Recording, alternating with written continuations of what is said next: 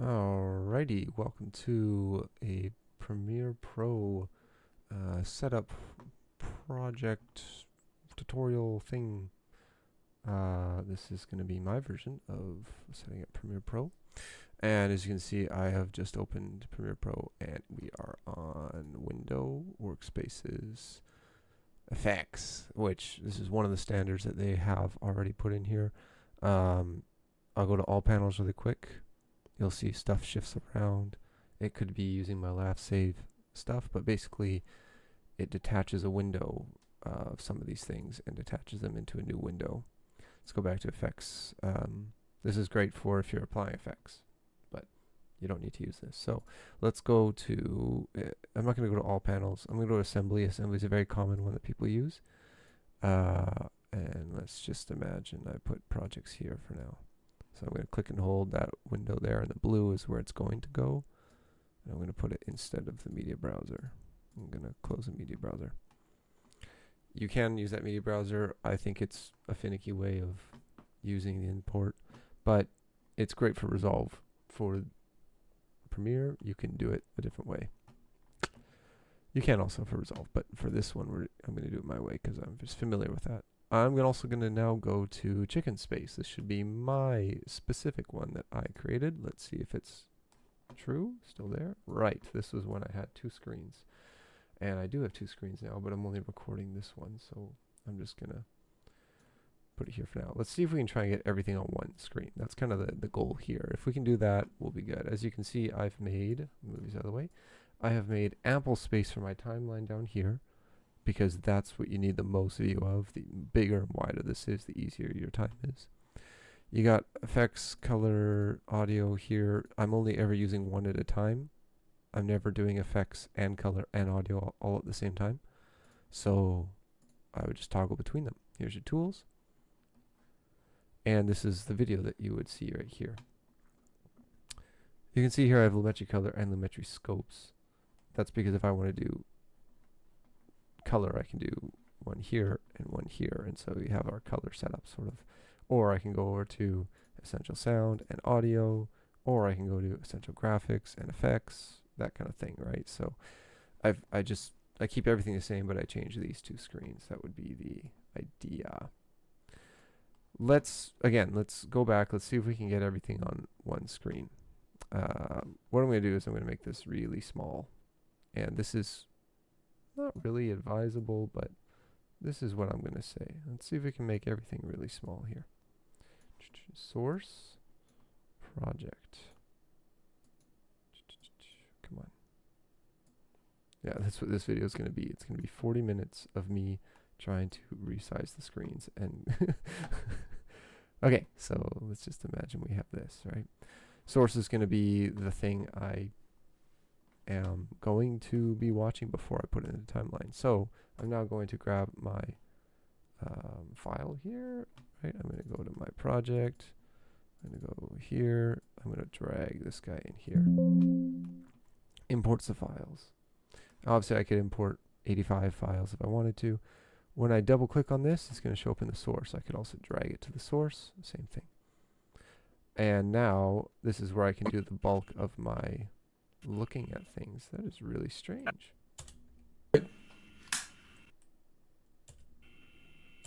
It really does not like this codec. So, ta-da! Oh, it's because it's on quarter, that's why. There we go. If you change your resolution size here to make it easier for your computer, it could mess up the color. Very strange. Once I have this, I think I have my hotkeys to R and T, but it should be I and O for you. I set my in and my out. And now when I click and drag the video only into here, I'm only dragging the in and out there. Obviously, down here in the timeline, I have a lot more I could do, which is the rest of this. So this is a microscope of this guy. All right. So now let's just take a look, swing back at this project panel here. This is where you need to have your organization. So green is going to be sequences. Blue is going to be clips. You'll have another color for audio. You'll have another color for graphics, like pink. You'll have another color for something else. Different types of files, right? Tells you what they are. I am very used to doing a project structure kind of like this. O1 sequences. Make sure it's always at the top. We'll do new bin O2 footage. Make sure it's second, new bin O3 audio. So that's for audio files only, audio only files. O4 graphics, and graphics can be a general term for icons. It can be for adjustments layers with graphics. It can be effects if you want to, for example, or it can be text. It really is just a kind of a catch-all bin for anything that's not audio or footage. Okay, so let's look at these colors again. You have these bins, but now this is a sequence. This is the actual video file. So I'm going to take my sequence, which is this guy right here. If I rename this to new sequence, you'll see that this comes new sequence. I'm going to undo that. I'm going to take this and put it into here. So now it's always in sequences. If I don't want to see sequences, I can just close that. If I'm going to take my footage and put them into here, and I'm going to put all my footage in here. Obviously within this, I could now, go back. Within this, I could, new bin, this one. I could create, scene 1. And this is scene 1 right here, S1. And then I would have a scene 2, a scene 3, scene 4. So then when I'm only working on scene 1, I only want scene 1. I have the advantage of having these files labeled so I know which one's which is great. Let's do the captive. Let's go draft 1. I always want to do a draft 1. And then from there I do, let's see, I'll do this. Let's say I make a bunch of changes. I can go ahead and do this, take that down there. I want to pull that up, something like that. So now it looks different than it originally did, right? So if I duplicate this, I'm duplicating my sequence. I now have a draft 2. So now I'll go ahead and edit, but I'm still on draft 1. That's always confusing because you go, crap, I just made a draft 2, but I didn't touch it. So I gotta open draft 2, close draft 1. Now when I go ahead and I split these apart, I still have my draft 1 available. So let's say this is my first draft. And I close my computer, I've exported it, great.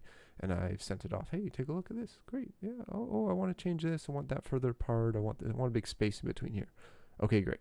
Let's now make a draft 2. Make the draft 2. And draft 1 is still there. It's always saved, but now I'm working on draft 2.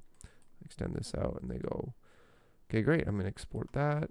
I close my machine. I wait for them to get back to me. And then they go, we want actually this one to be transparent, or we want these two to blend. And you go, okay, well, now I gotta make a draft 3. Open this up. Draft 3. Open draft 3. Close draft 2 so you don't get confused. And then over here, I'm going to now do a blend mode. Let's say I want it to screen. So now it's blended. So it does a cool effect. Cool. So is that enough for you to have set up? Sure. Yeah, it's enough. I mean, you can work with it. You can go back and forth between, effect controls, Lumetri color, audio. This is essential graphics, Lumetri scopes, and essential sound. Do you really need events? I don't think so. Do you need info? Yes. Info is very, very important. Very helpful. And I have not updated this since, so I'm going to drag info right to here. You see green? Green will create an entire new column along the entire wall here. Blue is going to keep it in the bottom here. Instead of affecting what's up here, it's just going to keep it down there. Info. What does this do? It tells you frame rate, tells you size, tells you lots of important stuff. You can probably change this. Close panel. Window. I'm going to go up here to window. We talked about workspaces, but I'm going to go back. I'm going to look at individuals here. I want that info window back. So I'm going to click info. It comes back up. Ta-da. As you change your selection, your info is going to change. So it's always kind of telling what's at your playhead. It's reading that. So Let's go back up here one more time. So we have our essential graphics, effect controls, effects themselves. I like to have a custom bin here of ones that I use very often. Warp stabilizer, Lumetri color, exponential fade, dip to black, cross dissolve, constant power. these guys are very, very commonly used. You can put in other ones if you want, of course. I would actually like to have effects available. The problem is that's way too much space just for effects. No way. No way are we doing that. It's way too much space. So I'm going to put this back over here in line with these guys.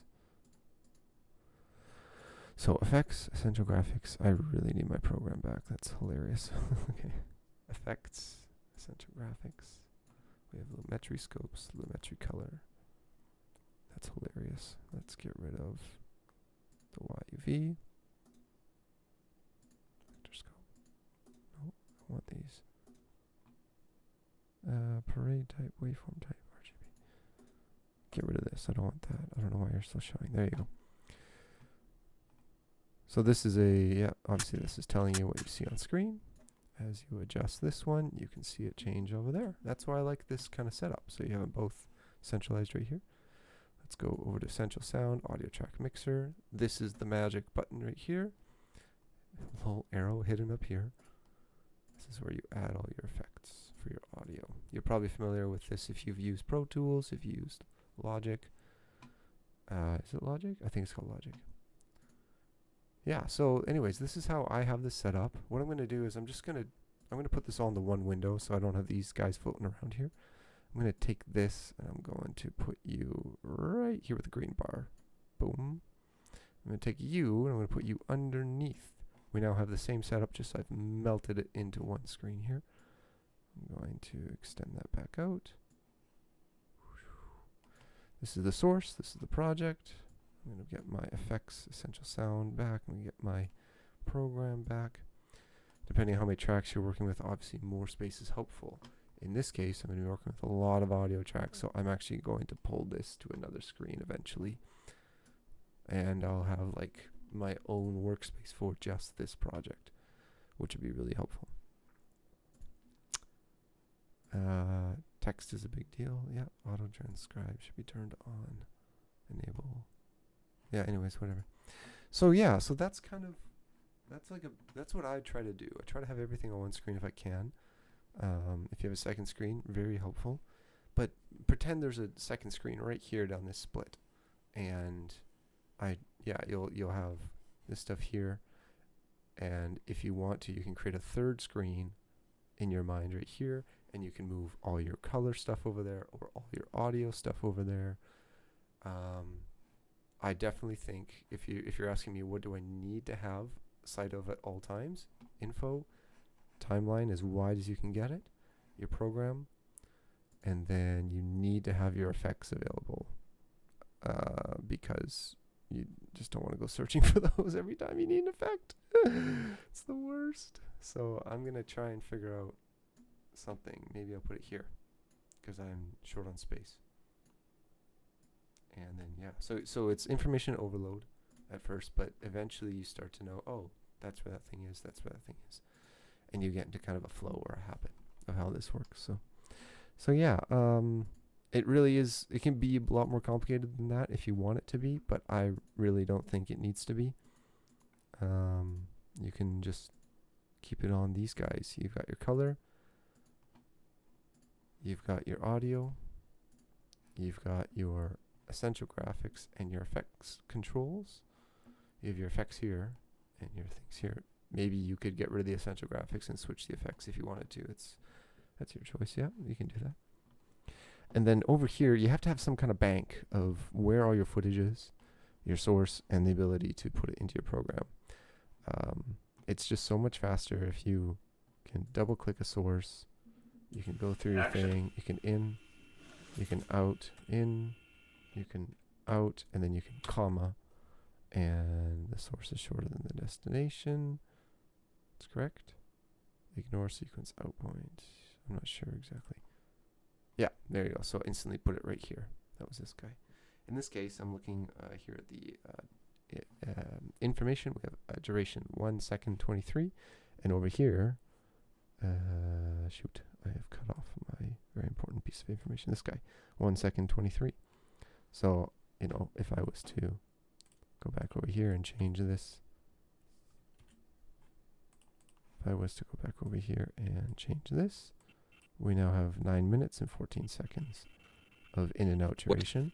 You can see here this is changing. This is the camera time code, playhead position with the time code of the camera that's reading. And then I could press comma or period. I'm going to push period this time. Ignore sequence out point, and boom. This thing brings in 9 minutes and 14 seconds of this source footage, which is this video in this footage bin. So that's a construction from the top up. You could move this whole column over to the left if you like it better that way. You go a little more Canadian linear. And then yeah, so this is a panel that you're in a lot of the time. Effects, controls, you're in this a lot because this is where you're shifting stuff, zooms and things like that, your rotation. Anyways, that's all I have, so I'll put it there. 15, 16 minutes of education. Let me know if you have any questions.